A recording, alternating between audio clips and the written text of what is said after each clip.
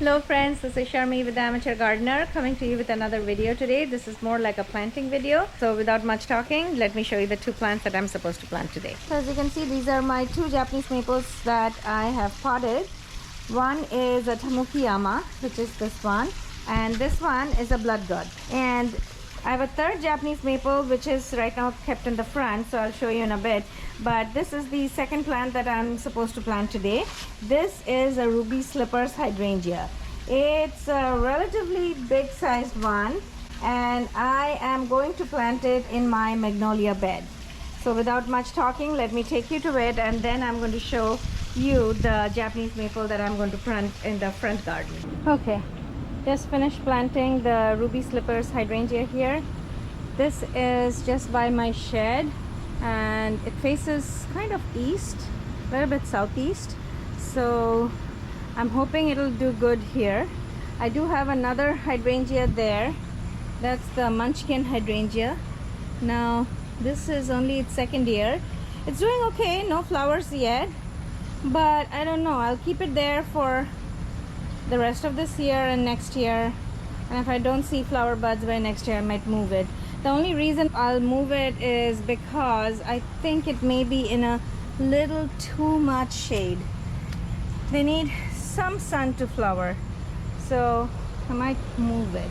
This area though, it will get some morning sun because the side is open, the side is blocked by the big trees.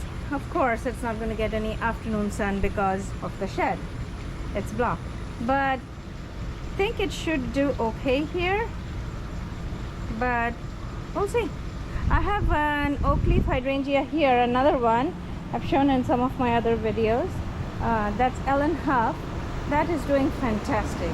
This is year 3 for this Huff, and I cannot tell you, it's been blooming since like late April, and blooms look, I don't know, I think it looks beautiful.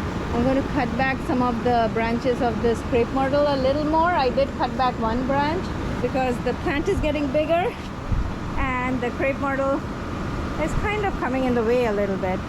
But anyway, I think the location is okay because of the shade this myrtle provides. And then its roots are also in the shade because it is surrounded by this boxwood hedge and some plants in the front. So of course this area has drip irrigation as well. Okay, so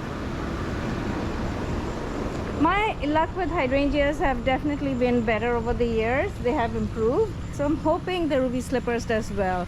I had tried ruby slippers, but I tried like a little small one earlier. This one is a much bigger plant, so I'm hoping it's going to take okay, even though it is early June and it's really hot here. I didn't bother the root ball too much, just took it out, scratched a teeny bit, and then I actually cut the pot to get the plant out. I did not want to disturb the root ball at all. Let's go to my next planting for the day. Okay, so this is what I wanted to show y'all. This is the Emperor 1 Japanese maple that I got planted, and it's about 5 feet tall. I got it from a local nursery here in the Houston area. Let me give you a closer look at it.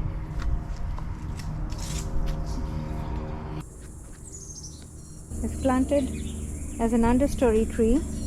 Should grow pretty well under the canopy of this big oak tree. Let me give you another look from a different angle. This is going to be my 8th Japanese maple. I have 7 others, including 2 in pots already planted in the various parts of my garden. This one should do quite well here, I suppose, because I already have a red dragon right next to it that has been here for the last 7 to 8 years. This is the red dragon here. That's the other Japanese maple. A branch from this side has broken off, but this is the other look of that maple. And then I wanted to share with you another thing. Ordered 6 different plants online, and these are mostly shade plants, not all of them. This one is a berry. It's ilex, so berry Miss Poppins. I have a Mr. Poppins. I actually have 2 Mr. Poppins and 1 Miss Poppins. So I wanted to put the male and female somewhere so that I can enjoy berries later in the fall, so I had to order another one. This one is an acanthus, but this is like, has like white to kind of variegated leaves, so which is what I like. The one that I have is green leaves. This is an echinacea, prima saffron. I think it's like one orangish yellow color. And then this one is this is Aurelia Sun King. I am going to plant it in the shade. This is supposed to be planted in the shade. And then I have a fern that I ordered, and this one is a Japanese painted fern. It's a pretty small one considering what I ordered, but that's fine. I'm going to plant it. Japanese painted ferns somehow are super expensive when you buy it in the store. And then I ordered a lavender, but this is the phenomenal lavender. If I can make this live, I can get cuttings from this and make more. From what I've read, phenomenal lavender is the one that tolerates hot, humid climates, so which is what we have here in the summer. So we'll see. And I think that's it for now. Okay, so lastly I want to take you through some of the seeds that I had sown last Friday, and today is the following Sunday.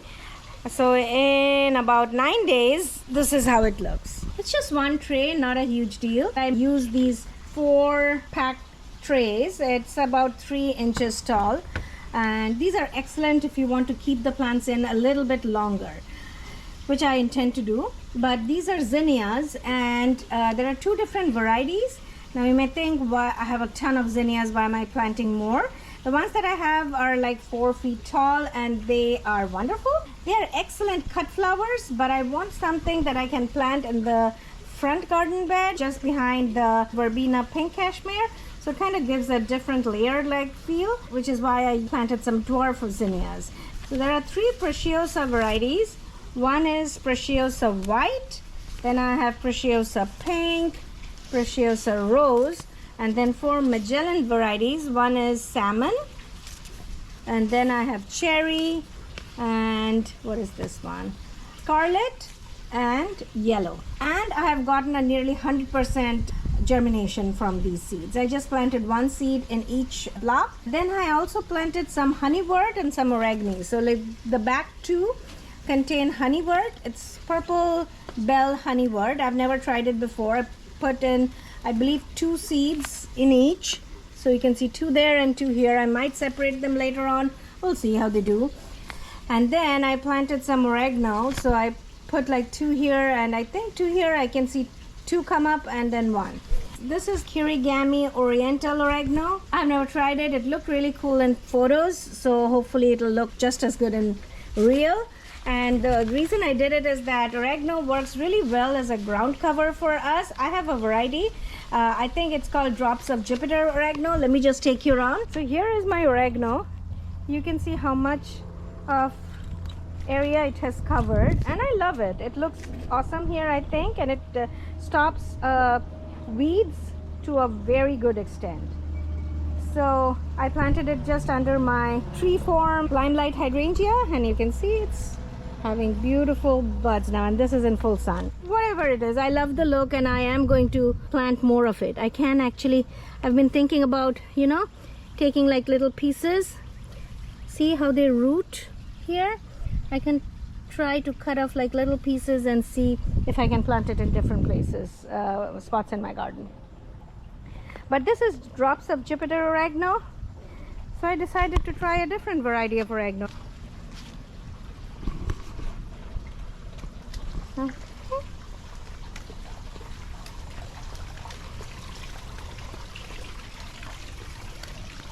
So I'll be keeping you updated on how these do over the rest of the season, and y'all can also let me know if y'all tried any seeds and how they are doing.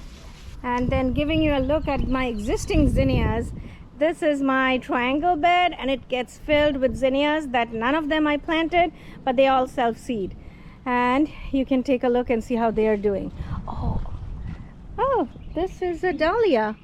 I forgot about it. I had planted one here, and looks beautiful. I need to put a stake in there. That looks pretty. But anyways, so the whole bed is full of the zinnias, and I utilize them as cut flowers, and they're wonderful cut flowers. You can see, like, this is the flower and this is the huge long stalk, and I can take it in. There's a beautiful dahlia there.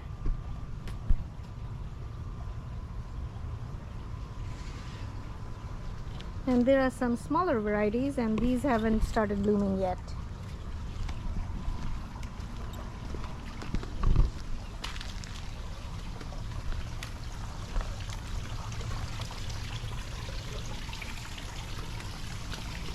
So hopefully you liked my video. If you did, do hit a like and do subscribe to my channel, and I will be producing more shorter videos in the near future, and hopefully you'll like those too, with like small deep down dives into what I'm doing in my garden, or like things that I'm doing over this summer. Okay, so until I see you in my next video, bye bye.